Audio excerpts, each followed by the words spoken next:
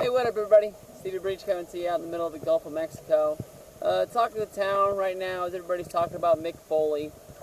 Basically he's trying to get his way out of TNA. Hell, right now he might even have got his release finally from TNA, and he's been able to do whatever he wants to. I remember I saw the tweet that he said that he really appreciated all the work that he got to do with Hulk Hogan. It was one of his moments that he can always say it was one of his favorites in his wrestling history, being in the same ring as Hulk, and he said he had the same intensity that he gave everything else in his whole career, and it's cool for him to say that even on his way out. But everybody's like, they're trying to say if he'll get his WWE return, if he'll be accepted back into the WWE family. This is the easiest question in the world. I don't think there's a doubt in the mind that Mick Foley's going to be accepted back in, to the WWE family. I mean, when you think back of Mick Foley, The Rock had to go through Foley to get to WrestleMania. I mean, they had a 4-month program trading the belt back and forth just so The Rock could, get to WrestleMania and fight Austin as the champ. I mean, there was a doubt in people's mind that Foley might even make it, to WrestleMania as the champ. I mean, it's just crazy. Everything that Mick Foley did for this company to put it on the map, and then people would question it if they would take him back because basically they just got in a major disagreement and over the way Vince treated him when he was the announcer on SmackDown, and Foley wrote a book, and a lot of the stuff he said about Vince was pleasant. People seem to find the highlighted stuff in there that he said about Vince that wasn't good. And I think that Foley is somebody in the wrestling business that just basically tells it how it is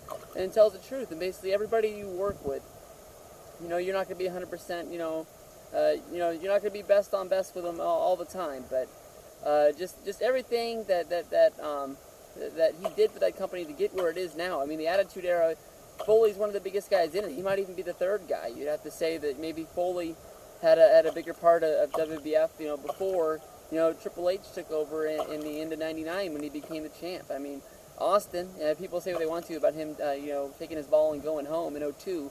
But the one thing that I remember about anything was in '99 at SummerSlam. Basically, they wanted to put the belt on Triple H, but Austin, he didn't want to lay down for Triple H. He didn't want to be the guy that Triple H beat, to be his first-time champion. And I guess he didn't think that he could handle the ball up there. But I mean, Triple H took that ball and he took it better than anybody else out there that has basically had it in my mind. And Mick Foley had to get the win at SummerSlam in order just to beat, just for Triple H to get that the ball and run with it. I mean, like he said, I might be the best transitional champion of all time. But if they're going to go out and they're going to promote, Countdown to Lockdown, Mick Foley's book, basically when he's still on TNA, when he's on Impact TV, that they're going to take this guy in. It's not a question in my mind of when. It's just it's going to be good. Honestly, the first thing I thought about when people were talking about bringing Foley in was the anonymous Raw GM, and I thought it would be cool. I thought it would actually be a funny slap in the face for people that like to look into stuff a little bit too much. I tend to do that, and I like doing that. Is just looking into the angles and picking the stuff out that really doesn't make sense. And if Foley was the anonymous Raw GM, this goes back to well over a year ago, and that's basically when he was TNA champion, and this, that, and the other. And basically it just would make it seem like Foley was in TNA and he was the champion, but he was watching Raw, watching the pay-per-views, and he felt like that was a bigger thing to do, to take this job for Mr. McMahon. And sometimes it's fun to break stuff down like that, and it'd just be funny to be just a big slap in the face of TNA.